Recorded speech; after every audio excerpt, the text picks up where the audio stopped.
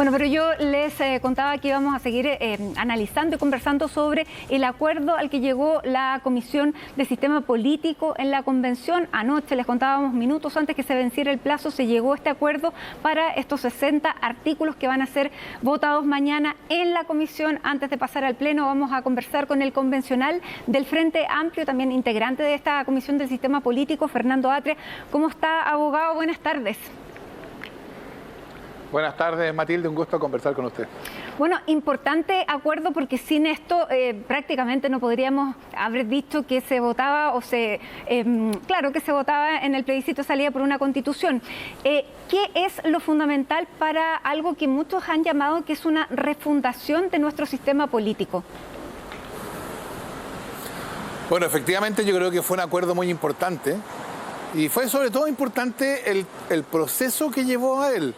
¿No? Este es un acuerdo entre todos los colectivos, en cuya conversación estuvieron también los convencionales de la derecha, aunque no se sumaron. Ellos no son parte del acuerdo, aunque participaron de la conversación.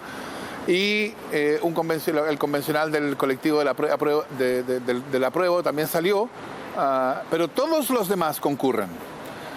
Y eso es bien importante, y para todos había cuestiones importantes envueltas acá, cuestiones en las cuales cada uno tuvo que ceder. O sea, fue un ejercicio en que todos llegábamos con una idea, y la idea en la cual convergimos al final es distinta de la original, lo que se dio en un proceso de conversación, etcétera. Así que primero, eso yo creo que es una cuestión bien importante, y como usted dice, efectivamente es difícil pensar en una constitución que no se refiere al Congreso, al presidente de la República, a la tramitación de la ley, etcétera, ¿no? O sea, un acuerdo en esta materia era fundamental para la nueva Constitución. Eso es lo primero. Sí. Cuénteme, porque para los críticos del día de hoy dicen que, y por eso es bien importante lo que usted me diga, los convencionales que pertenecen a esta Comisión de Sistema Político, que son de derecha y que participaron en las conversaciones, no firmaron el acuerdo por un tema netamente político o porque definitivamente no concordaban con lo que a lo que se llegó. Y lo segundo es que en ese escenario entonces la derecha llama que este no es un acuerdo transversal, sino que es un acuerdo de las izquierdas.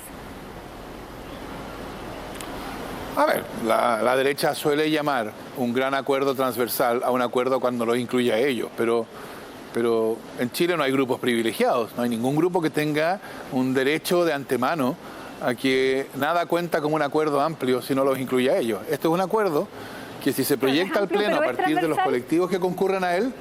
Pero espéreme, es que yo diría que en términos democráticos, un acuerdo que implica la convergencia de más de 2/3 de un órgano representativo elegido por elección popular, bueno, ¿cómo no va a ser eso transversal? Así que en ese sentido yo diría, por cierto que es un acuerdo transversal. ¿Es transversal en el sentido de que incluye a la derecha? No, no lo es. Pero ¿por qué la derecha es importante en esto? Si hubiera un grupo de convencionales que no fueran de derecha, que hubieran quedado fuera porque no estaban de acuerdo, ¿le negaríamos el carácter de transversal si reúne más de 2/3 de los votos? ¿Y cómo participó esa derecha, abogado, en estas conversaciones que llegaron hasta anoche, prácticamente a la medianoche? ¿Cuál fue el nivel de participación? Sí, estuvieron ahí. Estas conversaciones se realizaron con intensidad desde el miércoles, si no me equivoco.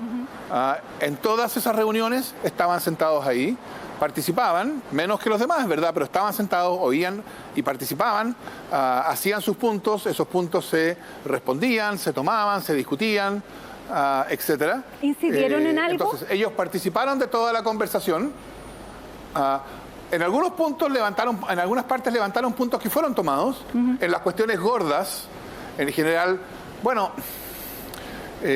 también habían diferencias originalmente en nuestra derecha, ¿no? En la derecha originalmente propuso la UDI un mecanismo con vicepresidente, y Renovación Nacional y Evópoli propusieron un mecanismo con vicepresidente y con ministro de gobierno.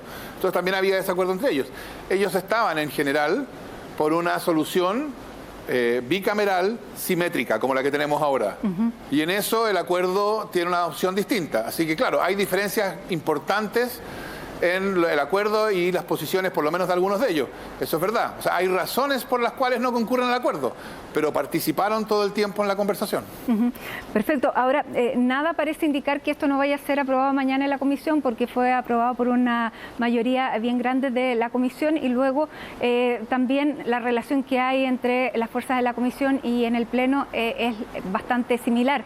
Por lo tanto, podemos pensar que este es entonces el acuerdo que va a quedar en el borrador, o hay algunas partes que todavía pudieran caerse. A ver, en principio eso fue lo que ocurrió con el primer informe, es que teníamos un acuerdo que era incompleto en unos puntos cruciales.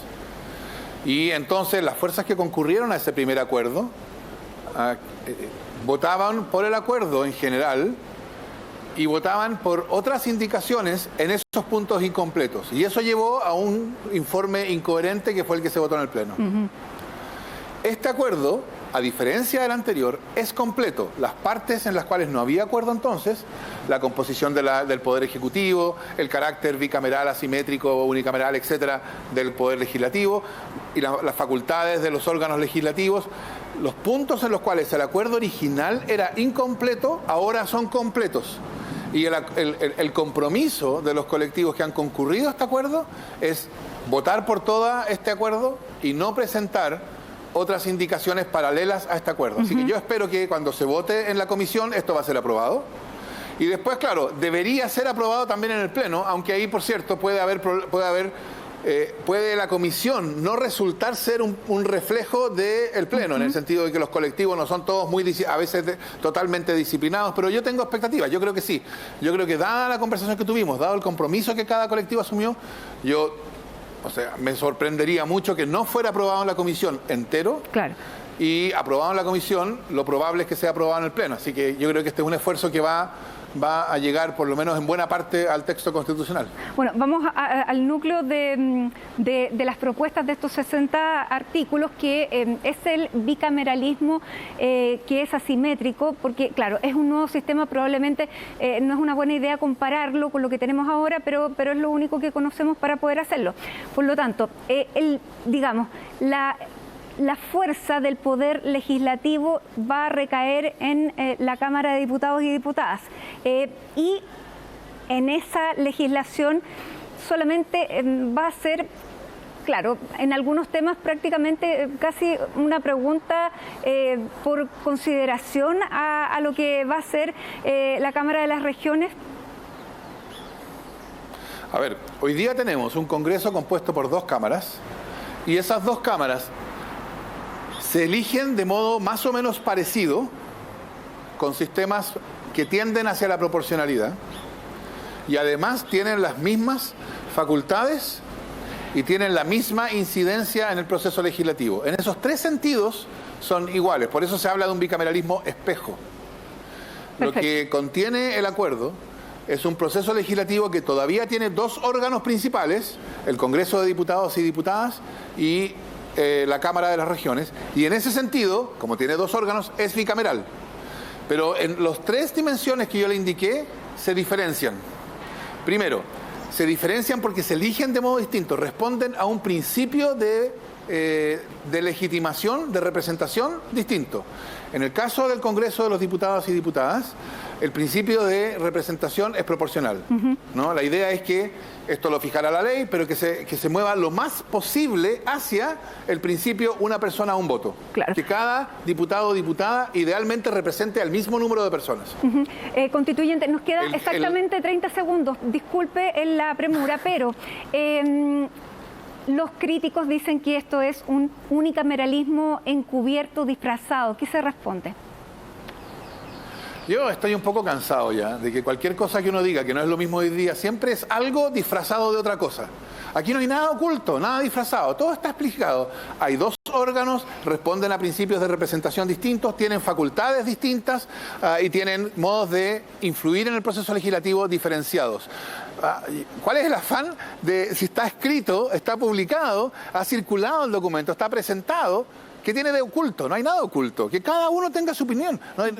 Que si alguien sale y dice, nosotros creemos que el sistema legislativo tiene que continuar como estaba, bueno, que lo diga. Yo diría a eso que sería bien raro que una nueva constitución que surge de un proceso de deslegitimación tan profundo de la institucionalidad anterior termina con un poder ejecutivo más o menos parecido al que tenemos y que terminara con un poder legislativo más o menos parecido al que tenemos. ¿Cuál es el sentido del proceso legislativo? Sino tener instituciones que sean suficientemente distintas de las anteriores para que tengamos la expectativa de que estas nuevas instituciones van a solucionar adecuadamente lo que la institucionalidad anterior no pudo solucionar y que la llevó al colapso. Muy bien. Ese es el punto. Entonces, aquí no hay nada oculto, nada oculto. Muy bien. Bueno, vamos a quedar atentos a la votación de mañana en la comisión y, por cierto, a cómo va a votar el Pleno, porque, claro, de eso depende lo que vaya al borrador y lo que tendremos que votar en este plebiscito de salida. Muchísimas gracias por este contacto con CNN Chile. Que tenga una buena tarde.